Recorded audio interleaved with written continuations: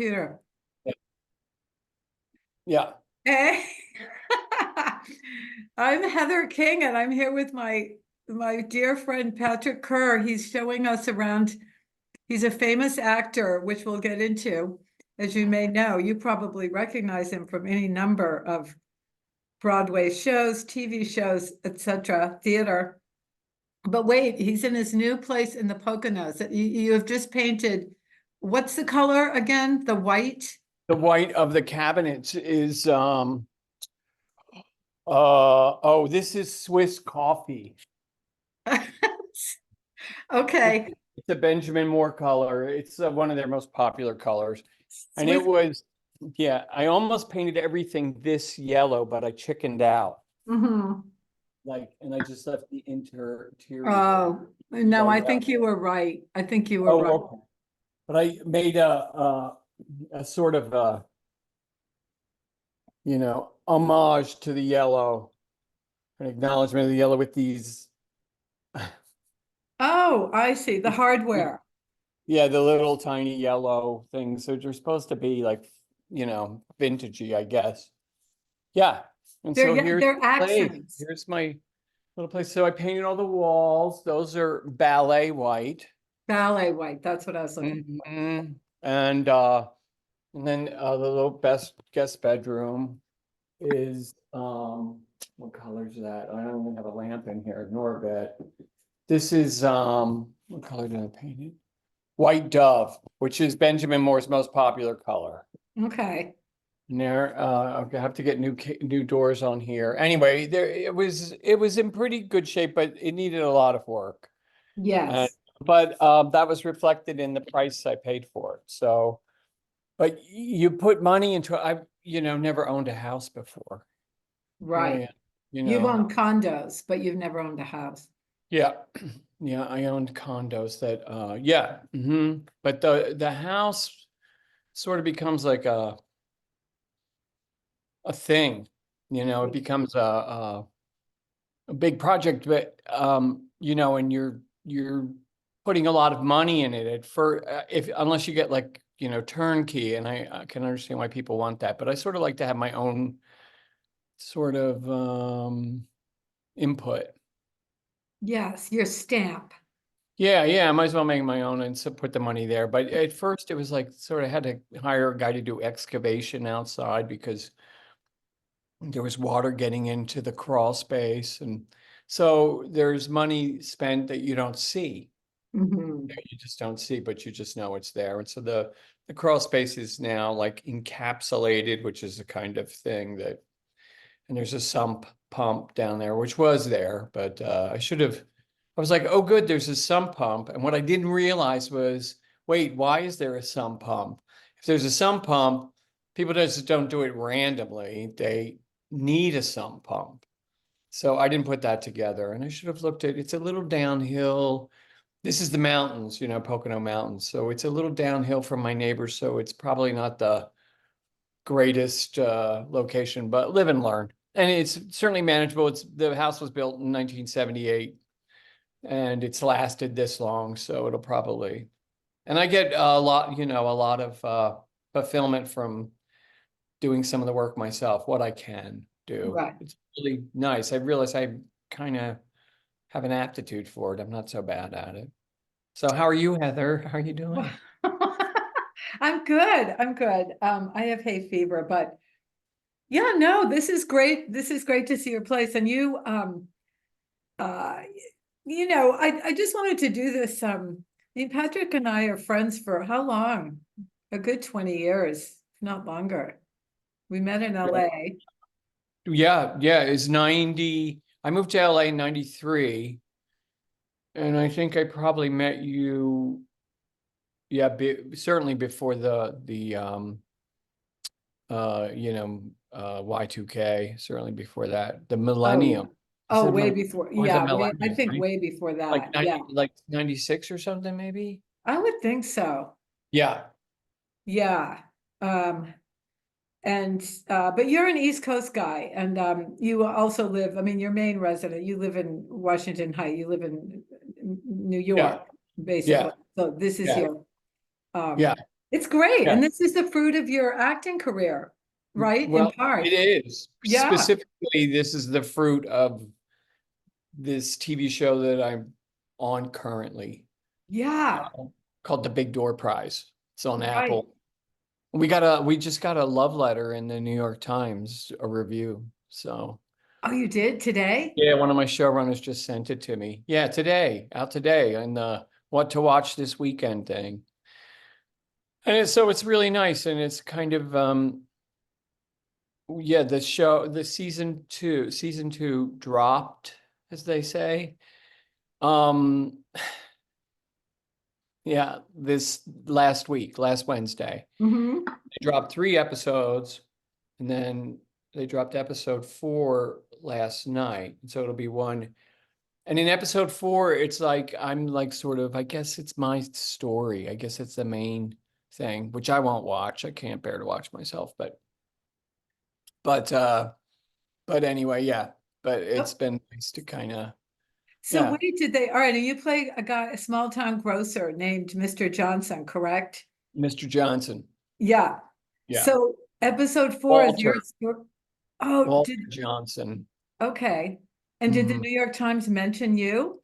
No, Oh, no. They reviewed the series as a whole. all right. Well, that's beautiful. So like, oh, No, I no, they won't love, didn't. I won't, No, they I didn't. didn't. Well, I'm just not gonna read it that I much. just, well, I mean, at first I read it looking for my name, like you Yeah, do, like you scanning do. it while I was driving. While I was driving, it just popped up in my feed from this woman, uh, Sarah Walter, who is like our second in command, I guess. And yeah, so I was reading it on the road, scanning for my name, and it wasn't there. And I thought, oh, this is just a general sort of review, but it's a really nice one. Yeah. So that bodes well for possibly season 3, right? Well, the review does. Yep. I think it's a hard time right now for the networks seem to be cutting back, seem to Mm, be pulling back after they sort of so liberally yeah. funded so many programs the past couple of years. And then there was the writer's strike and the actor's strike. And this year, and so that sort of like well, I don't know why, but I don't understand the things of it, but that sort of Figures is, into the equation. yeah, yeah, it seems like a lot of things aren't renewed, a lot of things aren't greenlit. I heard in New York this year that there were 2 pilots being shot during like the pilot season, which is like traditionally the beginning of the new year. There were 2 pilots being shot when there's usually like 40. Wow. Yeah, so it's kind of a thing, which would actually sort of help a show that's already on the air. So maybe we'll get picked up. We don't know. Yeah, you just, Yeah, well, hope for the best and plan for the worst. But right. it's all been gravy for me. I'm Exactly. cold. I was when I got this call. I was, as you know, I was, a chorus boy on a road company of My Fair Lady. So there was, you know, not that that's not equally as, but it's not equally as they don't fly you to a nice hotel Yeah, exactly. I when you're in the remember that. chorus. You're in Tempe or however it's pronounced, Arizona. We were in Cartel Coffee and because it was so Yeah. you weren't, it was like, am I going to get it or not? You knew, and your agent texted you, and I would distinctly remember this, and you were like, mouthing to me over our croissants, like, About this show, The Big Door Prize. yeah, Yeah, yeah, yeah. so it's a couple of years, 3 years ago. But It's- let me just situate you a little bit, or you help us situate you, because I mean, this recurring role in the Great Door Prize, a huge coup, but I mean, this is just one in a long, long career of theater, which is, I think, your first love. I could be wrong. TV, films. So Patrick, as you may know, had the recurring role of Noel on Frasier. Curb Your Enthusiasm, played Michael, the blind pianist. Broadway, James Earl Jones, You Can't Take It With You, is that right? Yep, yep. A revival of Li You Can't Take It With You, yeah, James Lion King, 3 years in Vegas, The Vegas Company. the Vegas Company. And you tell us and tons of Shakespeare regional theater. Well, the other two Broadway credits I have would be a revival of Terrence McNally's The Ritz Mhm, and production of Tom Stoppard's Travesties, mhm, uh was done a couple of years ago, where that was really fun. That was like a highlight. It was I played a butler. He starts as a butler, and he's just yes, yes, yes. And I was with Tom Hollander, who's like a wonderful English actor who's playing right now is playing Truman Capote on that TV special, the series about all the socialite women that he was friends oh, with. oh, the He, Swans, yeah, that he and the Swans, exactly. Is that what it's yeah. called? The Swans, yeah. Yeah, so the guy that's playing Truman Capote in that, a brilliant actor, and so that was fun. So I played this butler who's just like, yes, so yes, so yes. And then like sort of after a moment, after a couple of minutes, my butler just out of nowhere starts going into these long speeches about communist theory. It's just kind of just out of nowhere. And he pauses for a second and the guy goes, oh, and then he does another one, my guy. So it was really fun, very challenging, Mhm, very scary, skating on thin ice, being like shot out of a cannon, mhm, and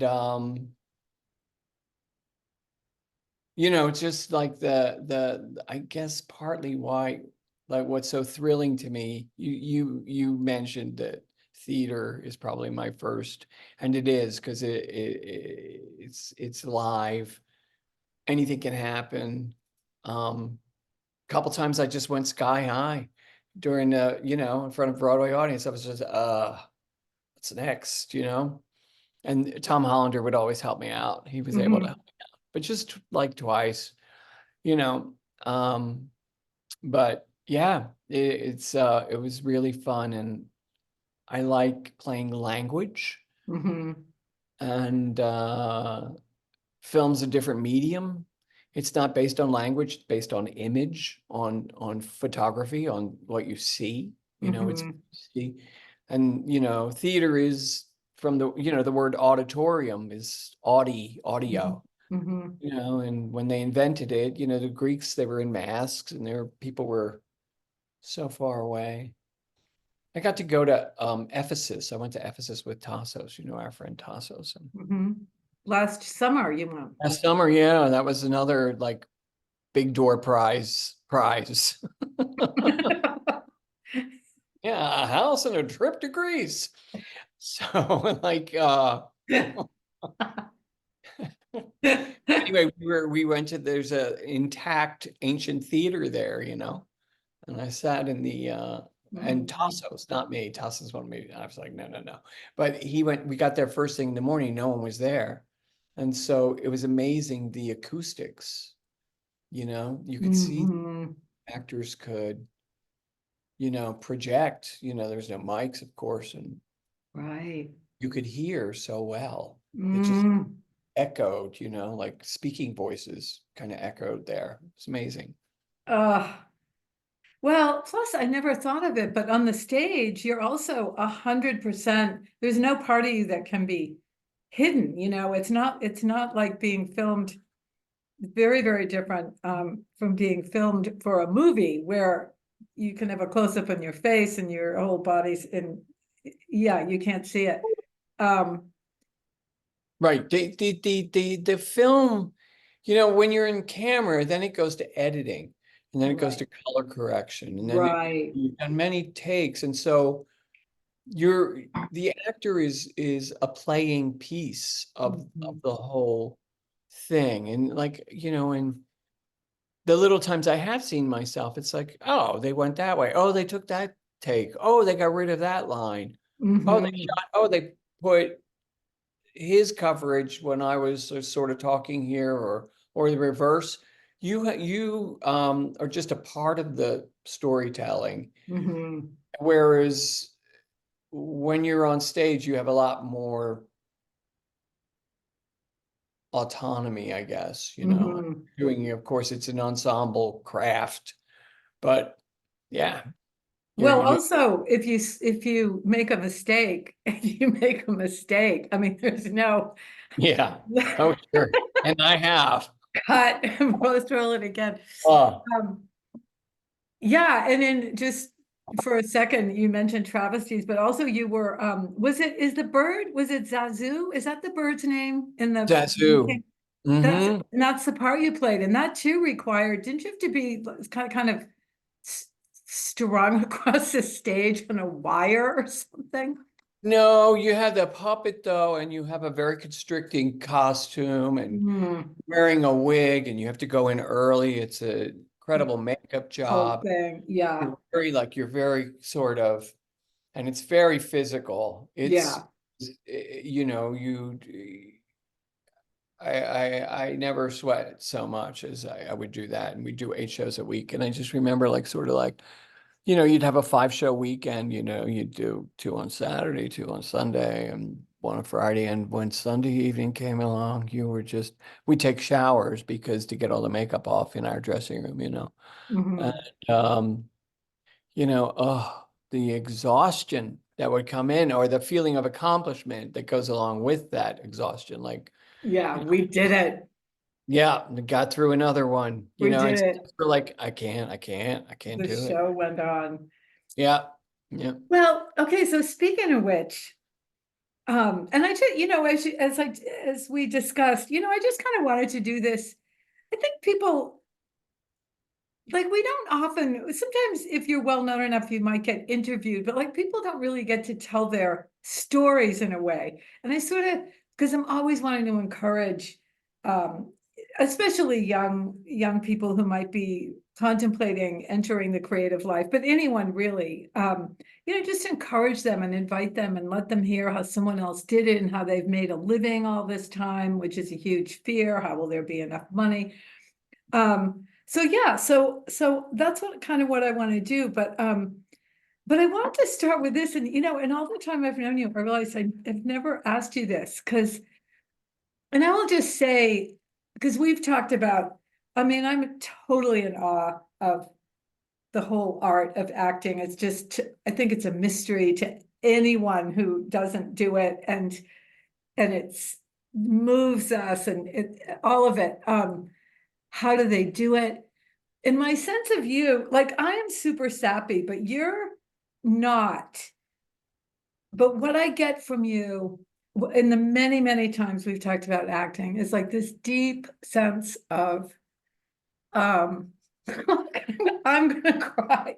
No, like a deep respect for what you do and a pride in what you do. And you would never brag about it or blow your own horn or be sappy about it.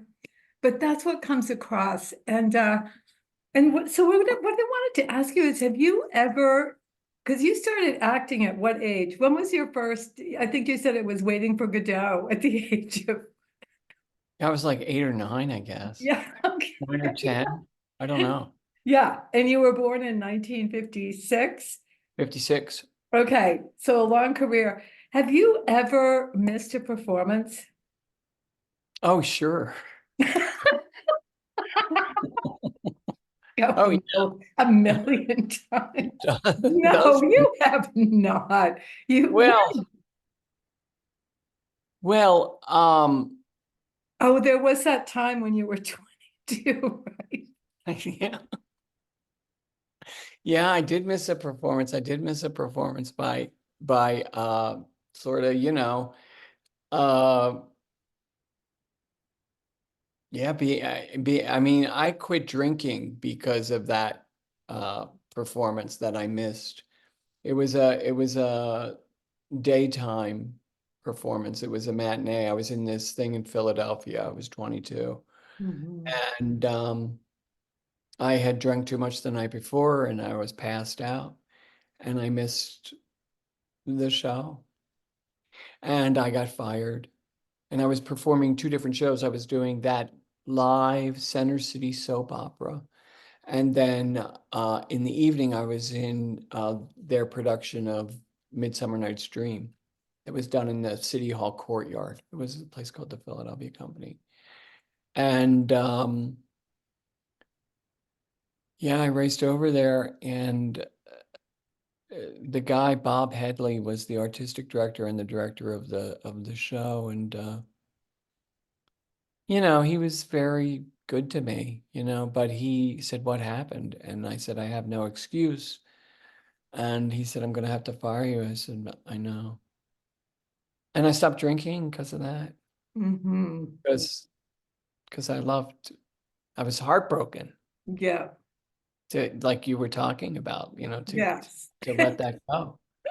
Yeah, And so, yeah. And so, years later, I wrote him, you know, and, told him, thanks, you may have saved my life, right. you know. Oh, saved Yeah, your life and paved the way for the career that you've had in a way, because like it brought you up short, like it does, yeah, or can when we really go against our deepest selves. yeah, absolutely. Yeah. Absolutely. And you were right. I mean, I mean, as actors, we're supposed to be cavalier, about like when we talk to each other, we're very cavalier about what we do. Yeah, I guess I'll go out there and do it, Yeah. I'll get my cue, you go out there. But most actors, it's too difficult to get by in show business without that sort of internal sort of like deep, deep love and maybe maybe a little bit of an addiction to the adrenaline of the situation too, whatever, like sort of why do people surf. Yeah. But yes, yeah, and I think most actors have that and we don't talk about it. But Yeah.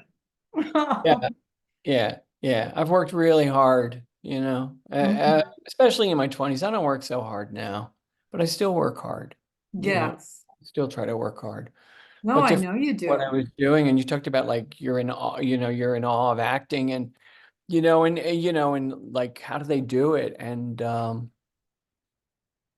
be really honest, like there's big things about I don't understand it either. Mm. Mm.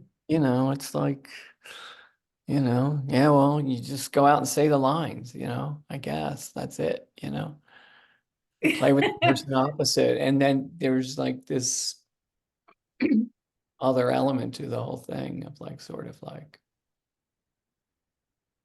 That's beyond even you, even the actor, or I maybe think so. especially the actor, sort On of. the best nights, Yeah. and then you have to include, and you're like, oh, those are the nights that keep you coming back. Yes. Those 2 or 3 times a week, maybe just one a run, depending on the part, depending on the situation, depending on how close you are to the part. But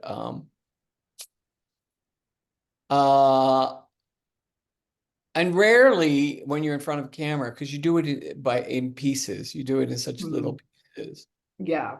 You just kind of, okay, cut. All right. We just, and you're just kind of couple of lines, and then you're just kind of, so it doesn't have that kind of um adrenaline, nor should it, because Yeah, the camera and the microphone provides the adrenaline, in a way, mm, you know what I mean? It enlarges it. The camera can see, every, right. eye movement. So, but the theater, you kind of have this little bit of a little extra that yeah, to Yeah, reach the back wall, you yeah. know? Well, also the theater has, and I always say, let your addictions work for you, right? I mean, and that thing Uh-huh. like theater or writing or anything, it's because it's in the theater, I would think it would be, or a band or something, the applause, the, the audience right there with you. And then if they laugh, if you say something funny, or just, or the clapping, I mean, yeah, major, uh, coupled with if you did well and you kind of deserve it, I mean, like, Yeah. can't hardly think of anything besides a drink that would, no, actually, that stuff is way better than a drink, but, Well, yeah, yeah, there's an immediate sort of, I mean, you rehearse first, so you're not getting it. So it's not as immediate as you think. You've rehearsed for a couple of weeks if it's a play, mhm, maybe several weeks. And for a camera thing, there's no audience to, so, but we're talking about theater, I guess. yeah, the So theater, there's a little bit, but it has the sense of immediate payoff for what your work is. right, And is what I found like so hard and difficult about writing. Like I took your memoir workshop, and I just, if I write like a decent paragraph, I wanted to show it to someone. Let me read this to you like right away. I can't like store it up and be quiet about it and say, and just wait, wait, because it is an art and it is to be read by others. You do it with an audience in mind, a little bit, I mean, how much and the more you forget them, the more, right, the same way. But I'm just sort of, look what I made, yeah, like, it's true. And then you have to live with the fact that no one cares. No one is there to let you read. So then, yeah, I mean, that's a whole other discussion, but in a way, I think you become your own. Like I will sometimes cry at my own stuff when I'm writing it, or laugh, laugh my tail off. But anyway, at yeah, your own stuff. but Yay me. Yeah. yeah, I know. Good for you. No, but the point is, yeah, there is, and there's adrenaline in it, even though there's, in a sense, there's no, I mean, there's no audience. There's not, in a sense, I guess it's true of all of art, painting, there's nothing at stake. And then there's everything, everything rides on whether you give it your all, whether you can find the right word. I mean, it really does feel dangerous almost, like there's so much. So that's what keeps it exciting, I think. But Yeah. you know, I but remember wait, being, oh, go okay. ahead, go ahead. No, you go. Well, I just remember being taught like sort of my first theater class in college, general intro to the theater. And it was sort of like the question was, the professor was Tom Marcus, who is still with us, living in San Diego. I saw him not too long ago, Oh, was Isn't this that at great? Yale? When you were at Yale No, or Temple under University, Temple? Temple undergrad. And the first thing he asks is like, where, what's required for theater? What do you need? Do you need a set? No, and anyway, it boiled down to what you need. Do you need a writer? Do you need a director? Do you need, and the answer is no. What you need is an actor, but you need an audience. There are Mm, two things required. Theater does not happen in a mhm. vacuum. Yes.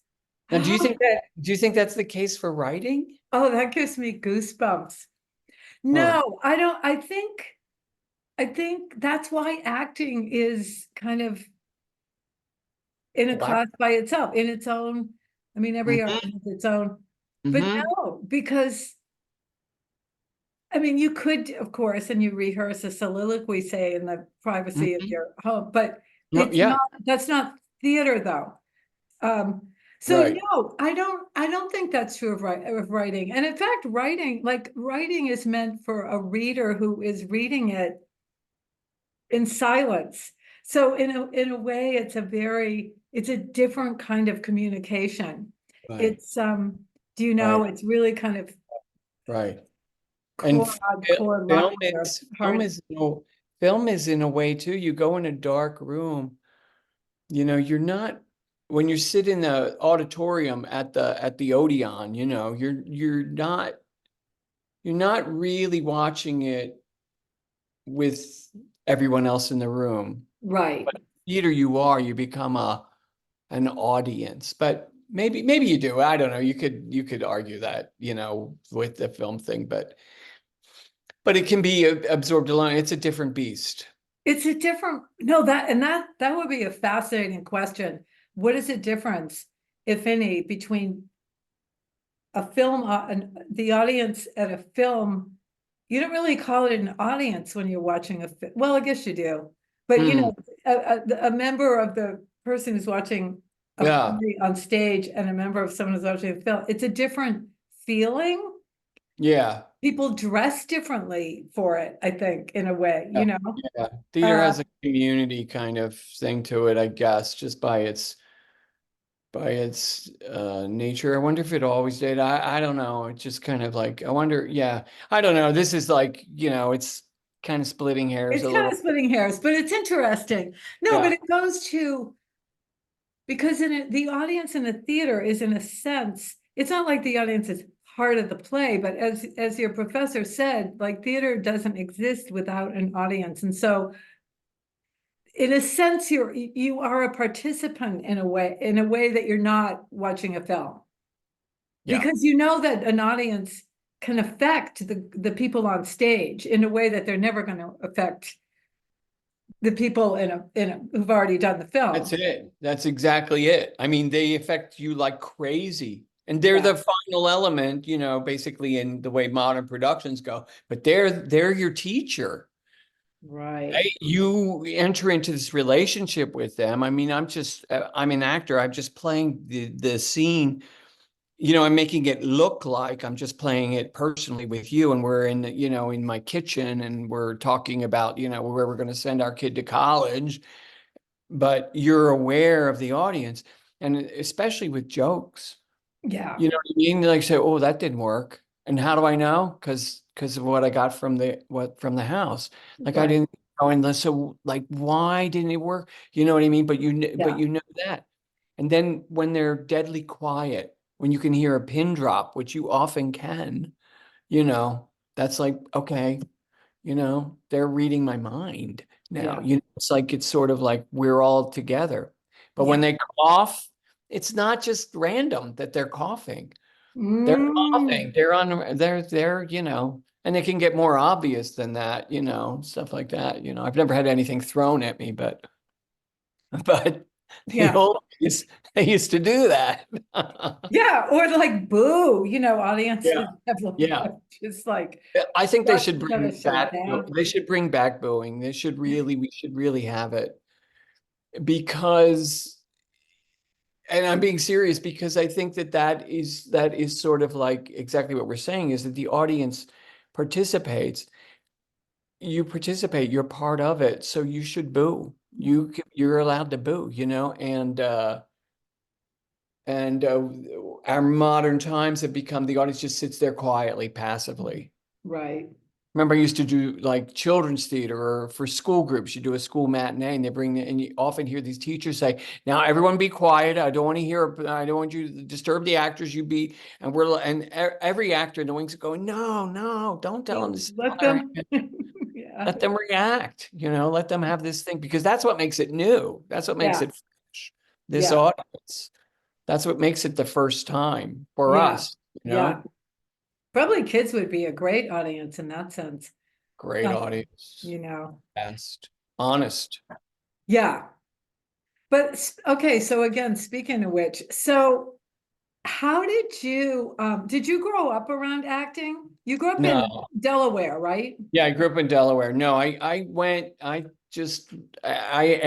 made my family drive me to the audition for Waiting for Godot because I saw an ad in the paper, the news journal, and I had wanted to take like um piano lessons, but we couldn't afford a piano. There wasn't a piano. My dad didn't want to, pay. I mean, if I had begged, they would have found a way, I guess. But I was aware that we were broke. My dad was raising a bunch of kids on his own, so I had a sense that that money was, something that, so I tried not to. But this was free.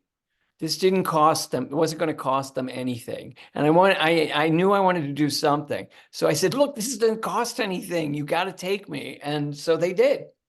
No, And who's they? Was this your aunt, well, who I love?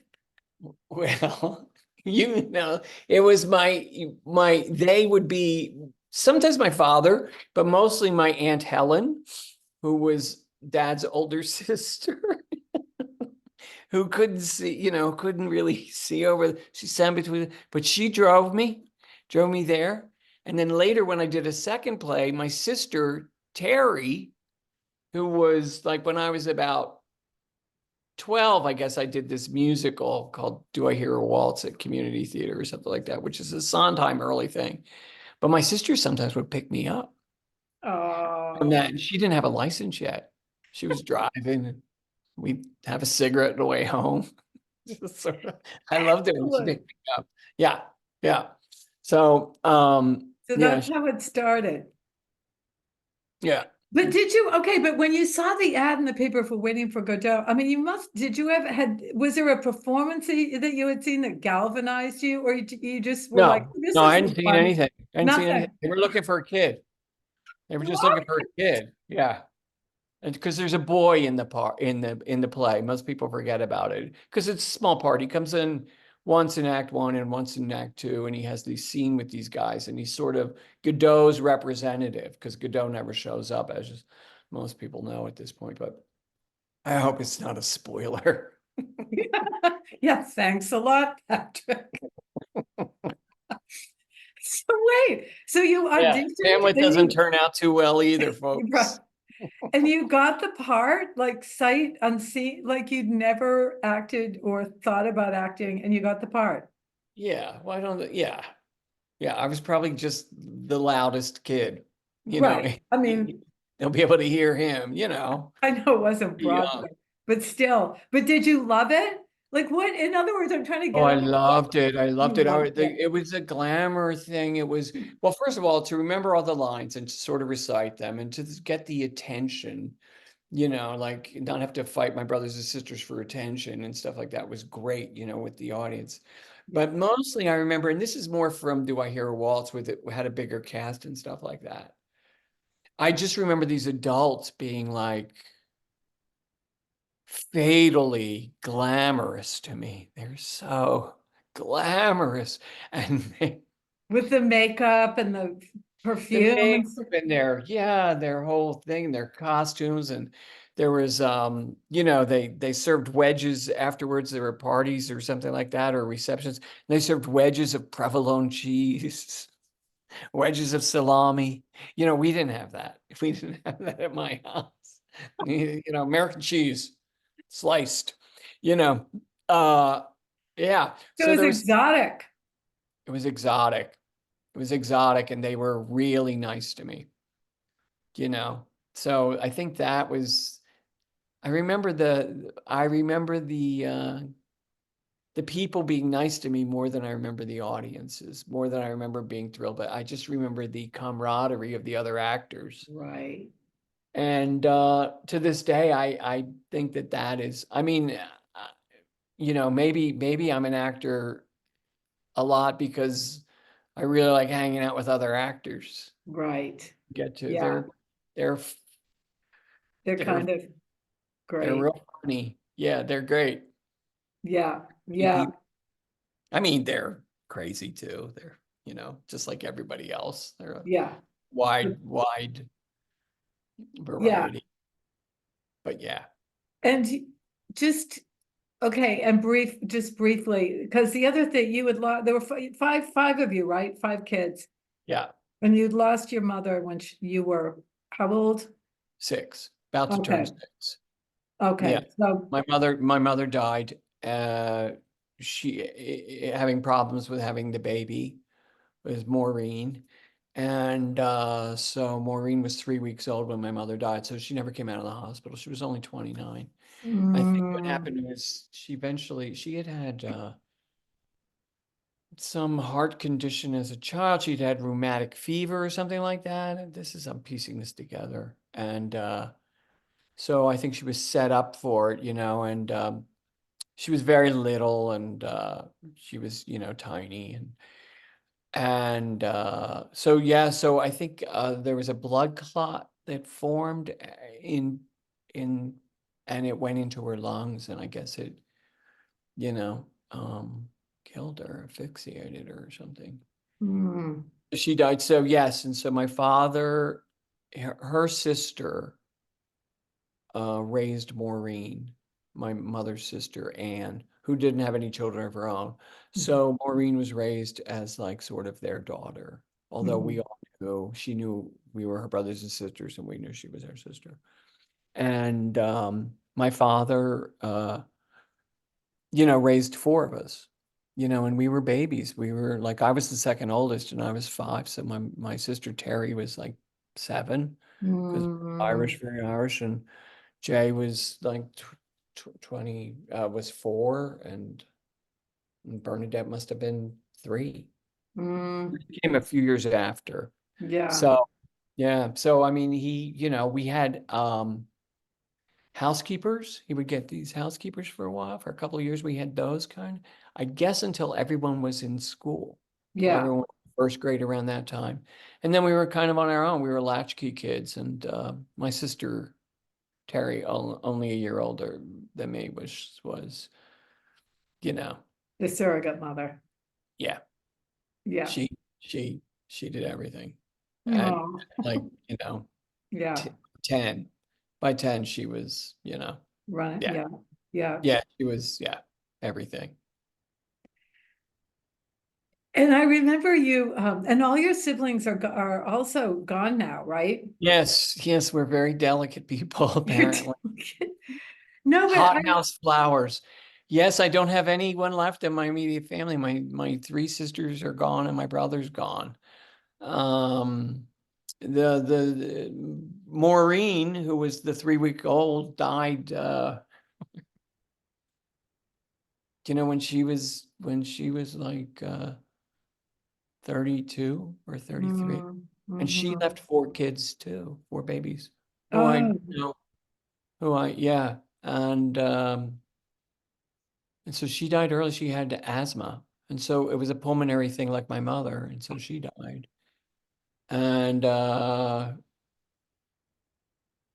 those kids, my nephews and nieces, her children were very, very young, like us. mhm, There's, CJ was my age, and Ty was mhm, Terry's age, and it's a weird kind of thing. And then Bernadette and Terry passed. My older sister and my younger sister passed away 6 months within of each other in 2010. So they were like 50 or something, very close to that. And I think Terry was like 52, and Bernadette died at 50. And then mm, he just died about 7 years ago. He was only like 60 something, yeah. 63. So, yeah. And yeah. And Are my you father. Irish by any chance? Yeah, I know. Yeah, we're Irish. Like, no, but I mean, and partly I asked just because it goes to background, but also the memoir that Patrick was writing for the writing workshops that he participated in was a family memoir, and a lot about acting too, about how you So, and it's absolutely wonderful. But this is one of the things too that touches me so much, because your family didn't have a lot of money, as mine didn't either, but they were super supportive of your acting always, right? Oh, yeah. Super proud of you. Oh, yeah. Yeah. Oh, absolutely. Yeah. They were proud of me no matter what I did. Yeah. You Yeah. know, they just approved of me. Yeah. Oh, They just found me like, sort of like, oh, like Our Patrick. remarkable. Yeah. Just, Oh, that's so great. yeah. See, and did Yeah. that not give you the boost? I don't know. I just think there's something about, Yeah. it doesn't mean money, it doesn't mean a lack of trauma, but just being people getting a kick out of us, you know? Yep. And Your father was like that, right? yeah, You yeah, got a my big kick father, out of you. yeah, he definitely did. I mean, I'm sure my mother did too, but he was, he Yeah. was more like roguish or something. And Uh-huh. yeah, that's right. It's like if just one person thinks like you're kind of, no, I love that. You're kind of remarkable. I mean, but also Yeah, the bar wasn't that high. yeah, You know, exactly. in grade school. So, you know, You like got up in the I was morning, able got to dressed. read, I was able to read early. I Right, was like a quick reader. And right. you know, Like the guy, the boy's a genius. everybody caught up. Yes, everyone caught up, but I was quick, and I've always been quick, you Yeah, know. And yeah, and so that was like sort of, and that then was, I decided to be funny. I decided to get attention out by being funny. yeah. And I don't know how much of that was, there was craziness in the household too. It was crazy. It was out of control. There was a lot of drinking and I don't know if being funny was coping or if it was, whatever, but I remember practicing, making jokes and starting to think, it's hard for me to I have to be almost this old to sort of like learn to dial it back and to sort of try to often just to answer the question that's being asked of me, as opposed to sort of like formulating a joke I can make, Right, yeah, it's good. It's part of, the full package of maturing, right. that one, needs. And I do find too, when you're of a certain age, people do not expect you nor want you to be funny. It takes a while. We're What supposed do to be you, we're supposed to be wise where do now. you even speak unless Course. directly Yes, they addressed they would rather just sit quietly over there in the corner. like a Pops. vase? Oh my Yeah, God, like a just vase. Yeah. talking. Oh, Oh. I'm fine. You know? Yeah. Okay, so wait, all right, so you were rehearsing, Right. I know, well, I always call it the Oh, thin line between passion and pathology, like the kind of rehearsing of jokes and stuff. I did stuff, it's like, is it insane ego or, desperate desire to be loved or just like, a kind of a foreshadowing of the life that's to come, for you on the stage.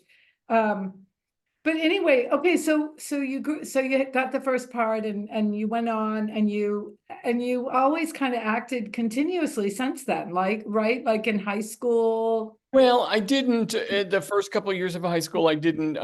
We were moving around a bit and stuff. Yeah, but yeah, like in the sixth grade, I, you know, cast myself as Scrooge and did Christmas Carol at the front of the classroom. And I was basically just sort of making a revival because someone else had done it the year before in upper class. And I thought, oh, well, it's time for a revival. I can do better.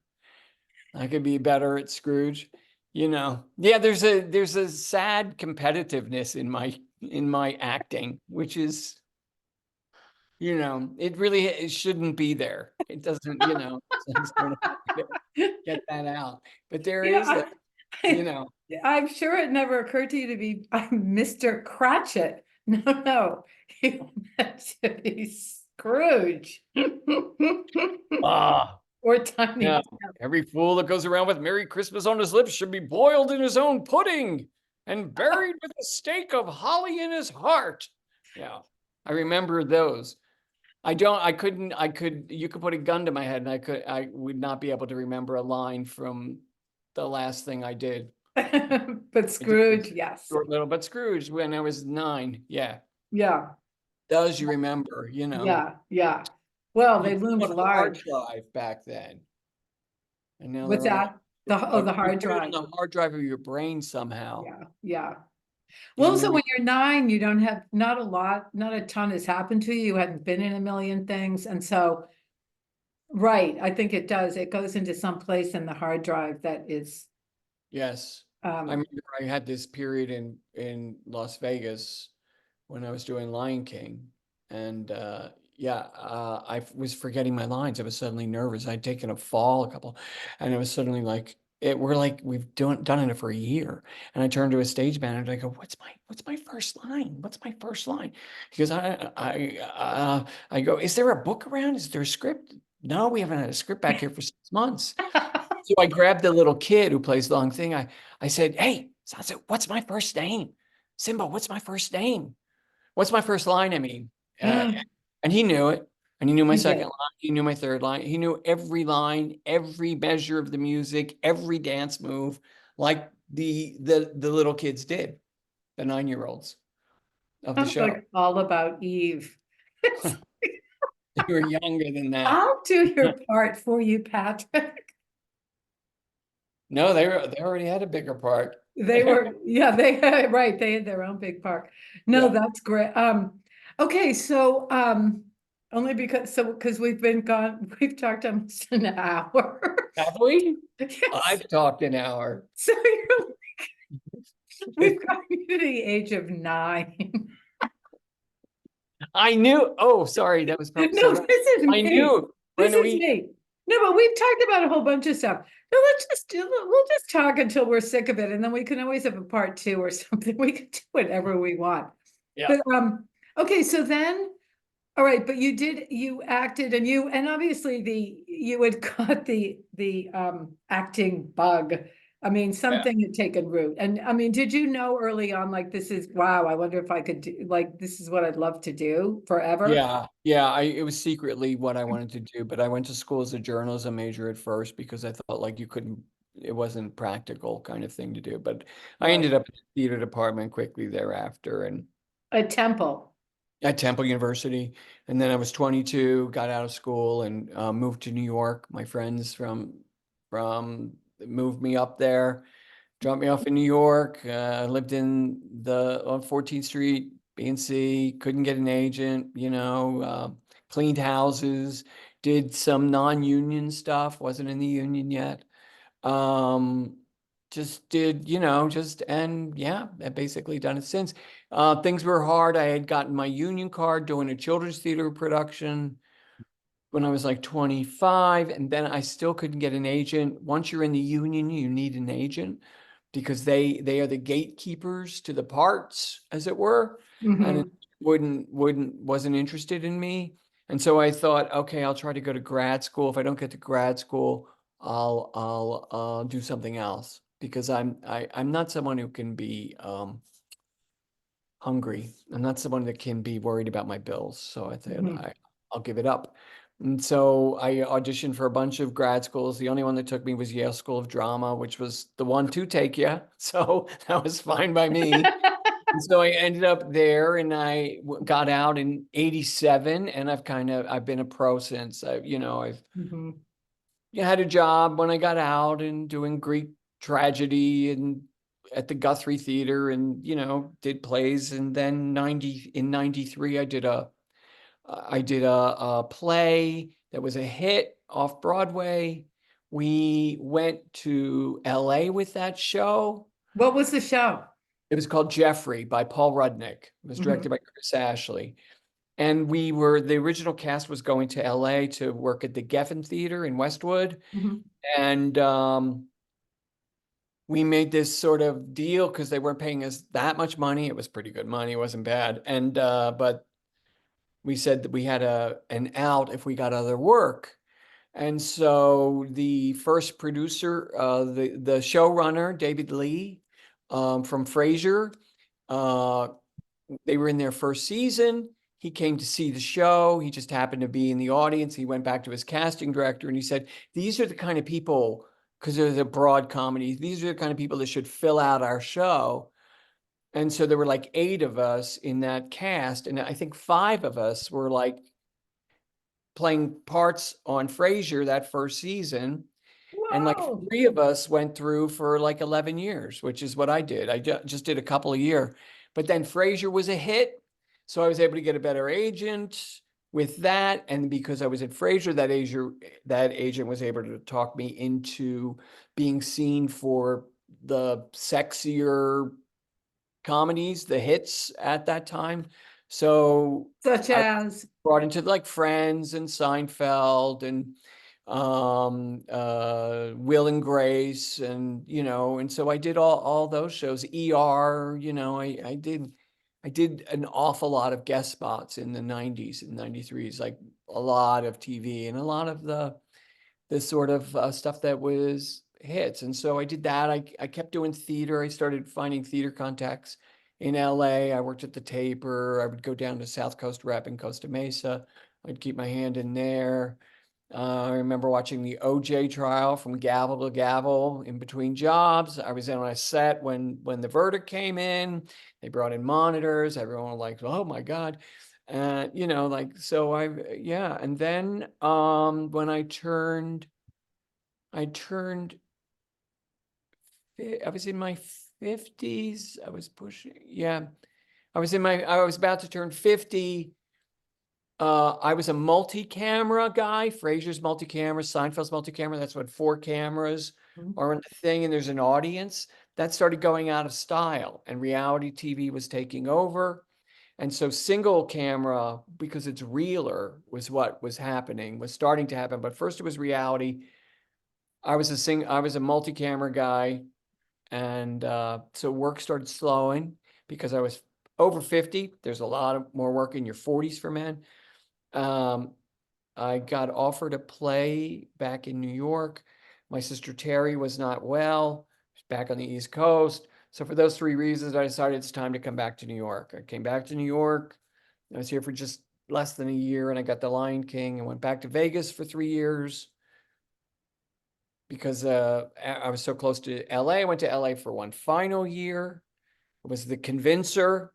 I got very little work. And so I came back to New York in like 2012, and I've kind of been here since, and mostly doing theater and stuff like that. And then this series dropped out of the sky yeah. quickly, So so you never know, you just never know, no, which is exciting.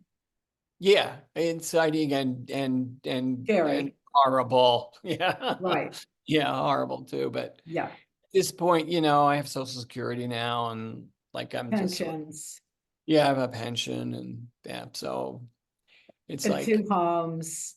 You have like a vacation home. Poconos.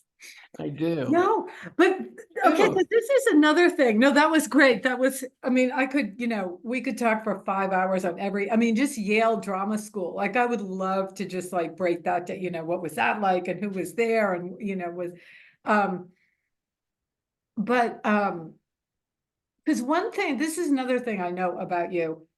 Um, probably this is true of every actor, but like you love to be working. And you're never happier than when you're working. I mean, I think, you've spent a lot of your life in hotel rooms, like Yeah, for months at a time, you'll yeah. be away I from don't care. home. Yeah, Yep. you don't care, but that like suits you somehow. You Yeah, get no, yeah, I've Bahamas. never been married, I don't have like kids, nothing like that. Yeah, I did have pets at different times, but I don't have any pets right now. No, it's fine. I like Yeah, being on the road. I like having people that are forced to be my friends. yes. And Or you liked traveling. Like Yeah, did you go on a bus on My Fair Lady? Like you loved all yeah. that stuff. I love it if, yeah, if I don't have to pay for the tickets, I really love, Yeah. I love a free hotel room. Yeah. Ex- Yeah. But okay, so what do you do? I'll just ask a couple more questions. What do you do between uh gigs to keep yourself in trim in a way? Yeah, uh, that's a great question. And sometimes I suffer when I'm not, and am unable to mount a sometimes I'm just laying in bed, you know what I mean, Mhm. middle of the day, which, you know, I will say having this project of a home, Yeah. which needed a lot of work was like an amazing sort of distraction. Actions. Yeah. Yeah, it's painting this has made me young again, has given me such a shot of but before this, in between, I see shows, I hang with friends, I talk on the phone, just like everybody. I make dinner, I try to go to the gym, although I'm not doing that currently, but I've had a lifetime of like sort of, trying to stay ready. Halfway. Because you're really like, you're always, I would think, like sort of poised. Right. You're like in a state of abeyance in a sense, like waiting for the next part. Yeah. Um, but because I also know that you will, I mean, you'll do readings. I mean, how many, a zillion times you said, oh, I'm all excited. I'm going to Yeah. do a reading today for Yeah, a friend, I'm just doing for one in, free or yeah, a I'm doing one job on for, the 16th. Yeah, I have a yeah, reading to do then. Yeah, which is, hopefully will, some of them turn into jobs. right. Yeah. But Or like, or I try to write like, with yeah, you, which is what I tried to do, and right. that was a big thing during the pandemic when everything shut down. It was so great to, I mean, it was supposed to be like a sort of like a little sketch of a particular about being in the Lion King was sort of the idea. And it turned into like sort of like this great, tome. And by great, I mean size. I don't mean the results. But yeah, A majestic work of art. yeah. No, Well, you were so helpful with it. I'll tell you that. and it Shake. was a lot about, see, I'm just like constantly, I'm trying to not be a hovering director, but no, because it is so good. But a lot of it, people, is about, it's really based on the Lion King, your whole run with the Lion King, and your brother Jay was kind of going down at that time with alcoholism, and it's just brilliant. I mean, Las Vegas, the Lion King Yeah. for 3 Yeah. years, you know. Yeah. It was like, yeah. And my sisters died 6 months before, my one had Right, a year before, and one had died just a few months before we went to rehearsal.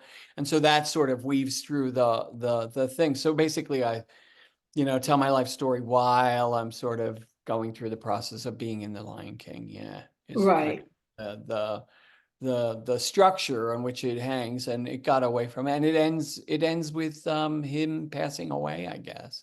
right. So it's very cheerful. Again, Happy, very Irish. happy, No, but it's not, but what makes it great is there's not a moment of self-pity or, oh, can you believe the hideous suffering I've had to undergo because my family has died? It's, there's, it's not glib at all, but there's humor, and it's so deeply, deeply human. And it does make, I mean, it makes you laugh, but it does, yeah, there's tears there. It's just a wonderful, and I think again, because I think human being, we love to get a glimpse into a parallel world, a world that we coexist with, but know virtually nothing about. Like, people know nothing about what do actors talk about backstage? Is everyone just like taking a nap or scrolling through their phones, or are they talking to each other? Are you waiting in the wings, like listening to every word? I'm sure everyone does it differently, but so it's fun.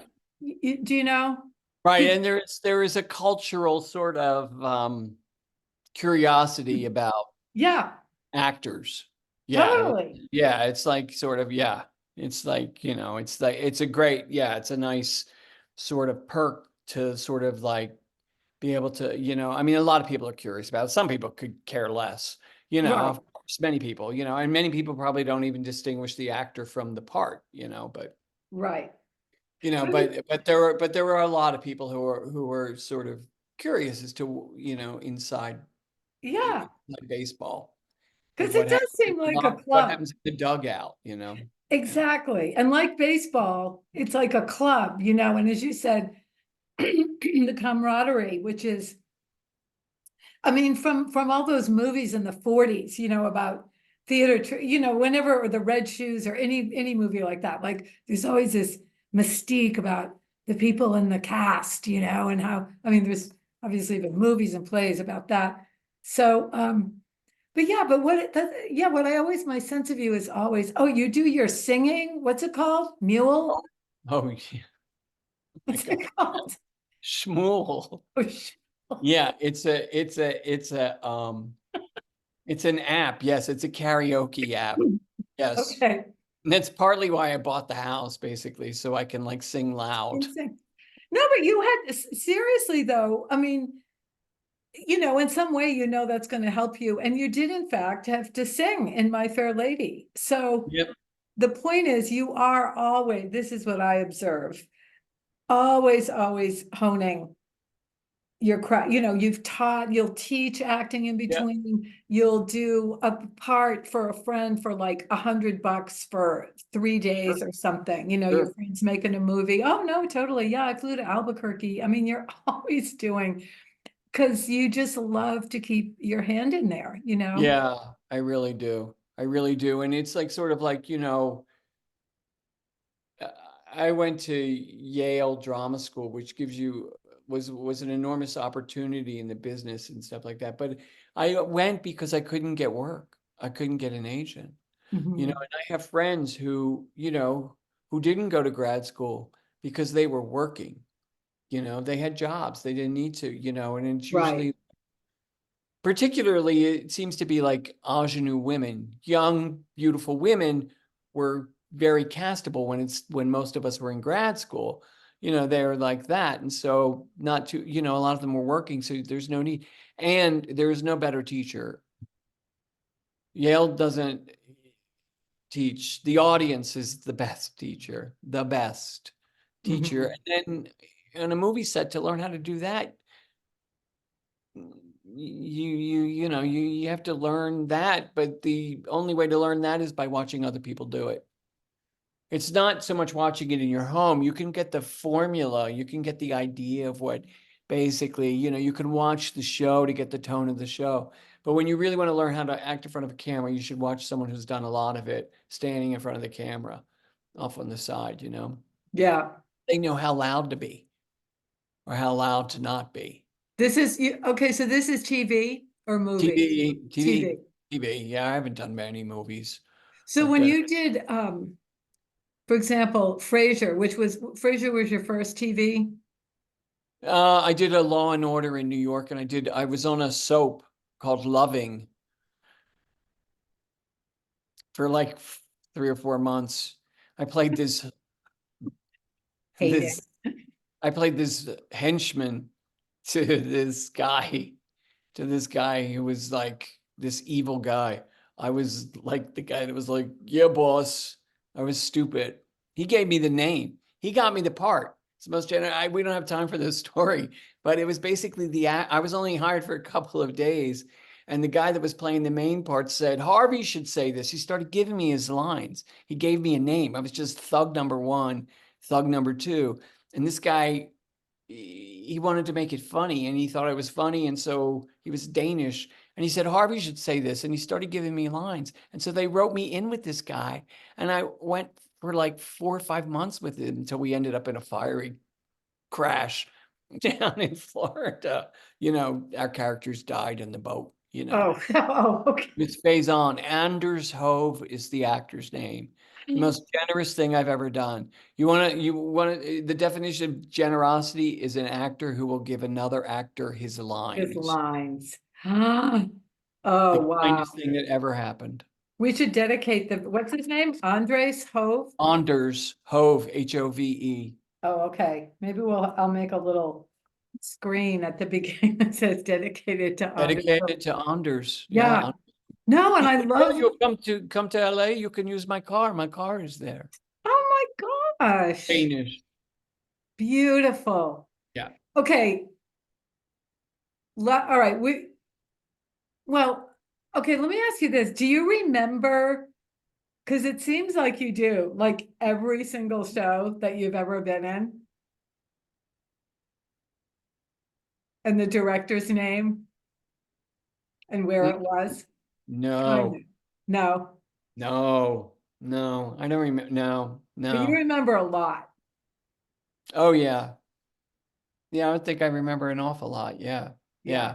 When I did what? When? What? No. Yeah. Yeah. Mm-mm. Because another fun, okay, this would be for another time, but we could do a thing where like people can come and ask you questions.